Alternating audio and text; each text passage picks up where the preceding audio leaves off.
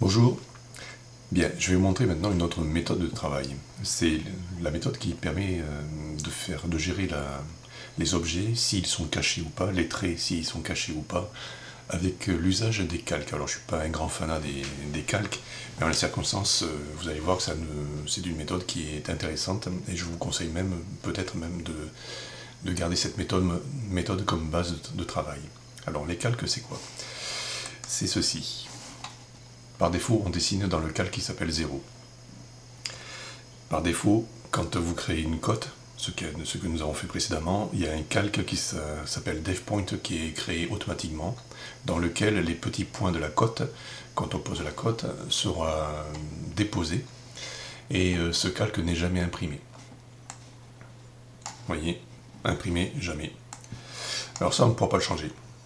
Mais c'est pas grave, ça peut même nous servir. Si vous avez des objets à voir à l'écran mais à ne pas imprimer, ben vous le mettez dans ce calque DevPoint. Nous allons créer un nouveau calque. On va l'appeler... Alors 00, c'est histoire que le calque dans la liste soit toujours en haut, parce que je vais souvent y faire appel. Donc j'en aurai besoin souvent, j'ai pas besoin qu'il se trouve au fond d'une liste. Alors je vais l'appeler cache. Je ne mets pas caché, parce que les accents sont des caractères européens, et mon dessin étant censé pouvoir naviguer d'un logiciel à un autre, les accents ne font pas bon ménage sur les logiciels. Alors je vous conseille de ne pas mettre d'accent. Ce calque, nous allons lui affecter une couleur. Je vais demander un gris.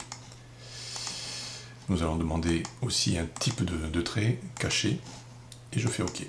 L'avantage, c'est que désormais, si cet objet, ce bloc, je le mets dans le calque cache, il devient caché. Vous voyez, je n'ai plus besoin de gérer dans mes blocs le fait que l'objet qui est dessous soit caché ou pas. Donc, vous allez me dire, oui, mais ça, ce n'est pas caché. Ben, c'est pas grave, dans la mesure où je fais une polyligne.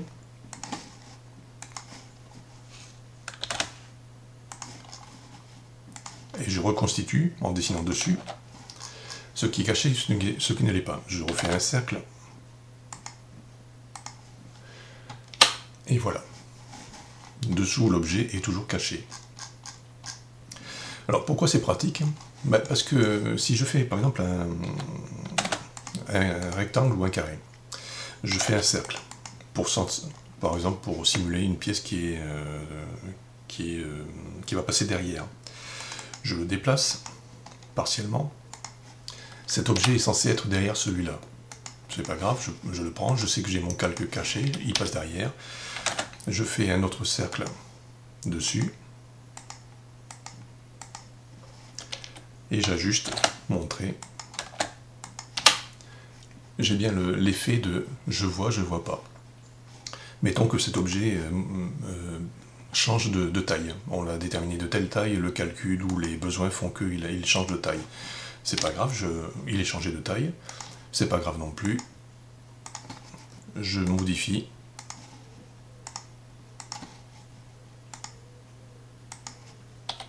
Le trait qui est censé. Voilà.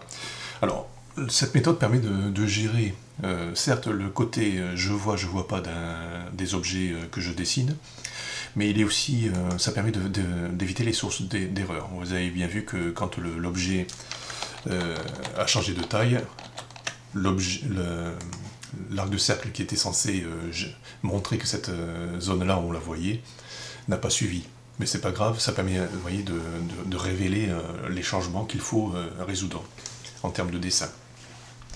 On va dire que presque c'est un moyen de contrôle. Alors c'est une méthode, ce n'est pas la méthode, mais c'est une méthode comme une autre, l'utilisation des calques 0 et de redessiner après dessus des lignes ou des arcs de cercle pour gérer le côté je vois pas. D'ailleurs, je vais reprendre tout le dessin selon cette méthode et on va continuer de travailler selon cette méthode.